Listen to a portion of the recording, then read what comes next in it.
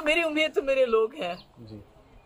चाहे वो साउथ कश्मीर के लोग हैं जिस वतन की मैं रहने वाली हूँ, चाहे वो पीर पंचाल के लोग हैं जहाँ मैंने शायद ही कोई गांव, कोई जगह, कोई इलाका वहाँ हो जब वहाँ लोग मुसीबत में थे, जब वहाँ लोगों को मारा जाता था, दिन दहाड़े कत्ल किया जाता था, चाहे वो मिलिटेंट थे, चाहे वो सरेंडर्ड मिलिटेंट थे या फोर्सेस के लोग थे। तो कोई जगह मैंने छोड़ी नहीं जहाँ मैं नहीं गई हूँ। और मैंने कोशिश की है, जब भी हमारे लोगों के ऊपर तकलीफ़ आई है तो मैंने कोशिश की अपने हिसाब से, कोई मैं बहुत ताकतवर इंसान नहीं हूँ पर अपने हिसाब से मैंने कोशिश की कि मैं उनके जुल्म के ख़िलाफ़ आवाज़ उठाऊँ। जैसे कि आपको मालूम है कि जो हमारे ट्राइबल लोग हैं जिसमें हमारे गुजर, पहाड़ी और ये जो बकरवाल कबीले के लोग बहुत ज़्यादा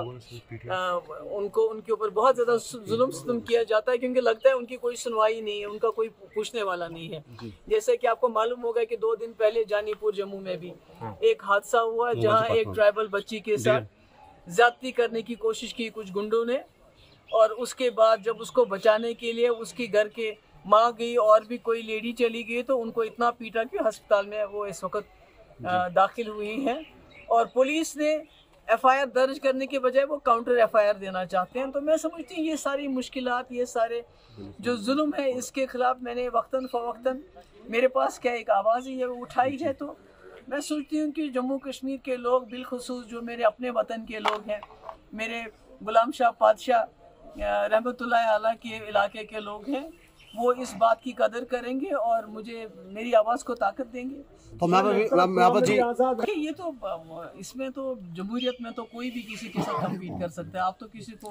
रोक नहीं सकते हैं, वो तो चलता ही रहता है। लेकिन अनंतनाग है कि 2019 के बाद सबसे बढ़िया निशाना अगर किसी को बनाया तो पीडीपी को बनाया। किस तरह उसको तोड़ा गया, किस तरह हमारे लीडरों को कुछ को लालच देके कुछ को ब्लैकमेल करके निकाला, पार्टी तोड़ दी। तो आज जब महबूबा मुफ्ती मैदान में आती, क्योंकि 2019 से मैंने कोशिश की है इनके जुल्म के खिलाफ आवाज़ उठाना,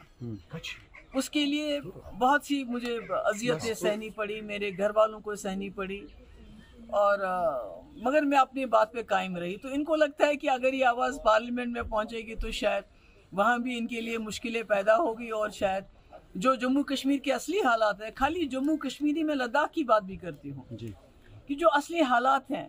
तो कहीं उन असली हालात की अक्कासी ना हो जाए, और ये जो डोल पीटते हैं जम्मू कश्मीर में सब कुछ ठीक ठाक है, तो वो उनका जो बात है जो उसमें राज से पर्दा उठ जाएगा। तो इसलिए इनकी कोशिश है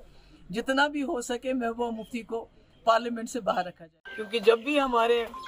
चैलेंजेस थे जम्मू कश्मीर में 96 से लेके जो मैंने अपना सफ़र शुरू किया तो मेरे वालिद मेरे साथ होते थे। आज मैं बहुत बड़े बड़े चैलेंजेस का, मैं नहीं पूरा जम्मू कश्मीर बहुत ही चैलेंजेस को फेस कर रहा है, और ऐसे में जो हमारी सरजमीन है जिसके ऊपर हमें फ़ख्र है, जिसको दुनिया में